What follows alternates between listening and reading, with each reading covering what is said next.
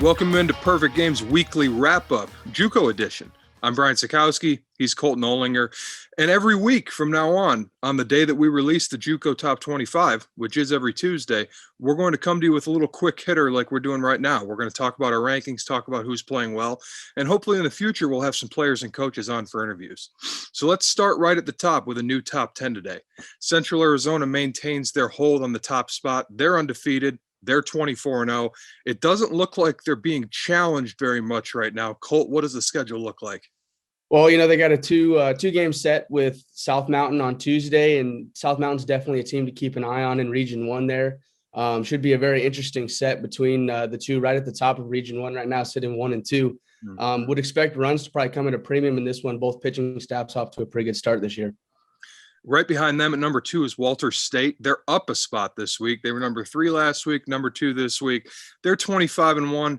Another team that doesn't look like they're having very much trouble at all winning games. Colt, there's some stats that stand out, right? No, definitely. It's the offense over at Walter State that's really, bringing this club along. They've got, 53 home runs on the season, led by Jerry Hammond with 13 and Alberto Azuna with 11, two of the top 5 guys in the junior college ranks in home runs. And they're definitely cruising with the long ball right now. Wabash Valley right behind them at number 3. They switched spots from a week ago. Wabash was 2, Walters was 3. Now we're inverted. Wabash won a series this past week. They took down Kaskaskia, but they did lose a game. So in the grand scheme of that little micro of at the top of the list, that does drop them a spot. But hey, they're playing well, aren't they? Oh, for sure. And you can definitely look at this offense to kind of continue where they've been in Region 24, hitting almost 400 as a club. The pitching staff holding their opponents to a batting average about 200. So definitely a lot of things to like there with Wabash. And Central Florida right behind them at number 4. They maintain their spot from a week ago. In fact, the next 5 on this list will maintain their spots from 1 week ago. But Marty Smith's club down at Central Florida, obviously one of the more talented pitching staffs in the country. I'm sure the numbers back that up too. Oh, definitely. A lot of like with the pitching staff, and they're going to get a good test this week with a 3-game set against Seminole State. Should be a big series in the Mid-Florida Conference there, and definitely something to keep an eye on this week.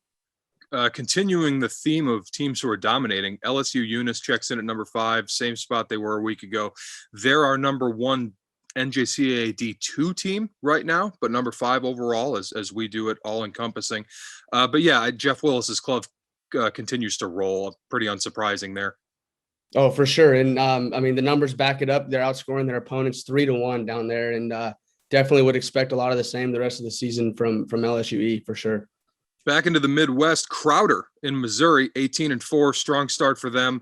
We had them in the top 10 coming in. We're bullish on the upside of the arms and the athleticism in the lineup there. Sounds like they're playing well. Oh, for sure. Coming off of a big sweep over Connors State and headed into a big one with Neosho today. Definitely always a tough competition in Region 16 there. And that game the non-conference against Neosho will be a good test for him today. Neosho, a good club for sure. Number 7, Eastern Oklahoma State, another team staying the same from a week ago. They're 22-2. Hard to see any pitching matching up with theirs, at least at the top as far as talent goes. Maybe the next team on our list could make that claim also. But yeah, number 7, Eastern Oklahoma, just hard to say anything negative there. Definitely, especially coming off of the big win last week over Seminole State in Oklahoma. Mm-hmm.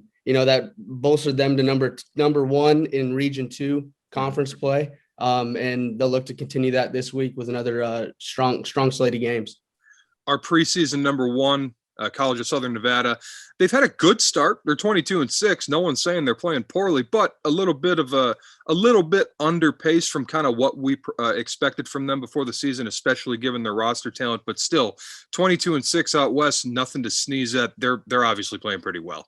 Oh, obviously. And going back to the pitching staff you're talking about there, they're striking out over 12 batters a game, and should be a good test for that pitching staff this week against Utah State Eastern, who's so far this season done a good job of keeping the strikeouts down. So should be a fun matchup to watch there between those two. Number 9, our first Texas school, which feels weird to say given the prowess of Texas JUCO, but everybody's just beating up on each other so far.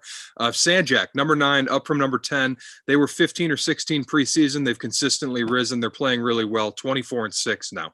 had an interesting split with Howard, like you said, out there in Region 14, always tough baseball. But they'll look to get right this week and heading into a matchup with Grayson in the midweek next week. So always seem to keep always club to keep an eye on out there. For sure. And rounding out the top 10, Johnson County out of Kansas, their first foray into the top 10 this year. They've been a top 10 club in years past. They're undefeated. They're 19-0. They're in the great middle part of our country. What are they doing? Simply just leading the country in batting average as a team, hitting, 438 as a club, coming off of a big sweep of Fort Scott to get to 8-0 in region play for them. They'll have a little break in region play this week before they get back after it next week. But definitely an impressive start there for Johnson County so far this year. And our one newcomer this week, we welcome Patrick Henry out of Virginia to the rankings. They check in at number 23. They're 18-2, been playing extremely well. They have some quality wins on the slate so far. The first time in my career of doing junior college baseball that we've ranked Patrick Henry. So that's cool. Welcome to the rankings.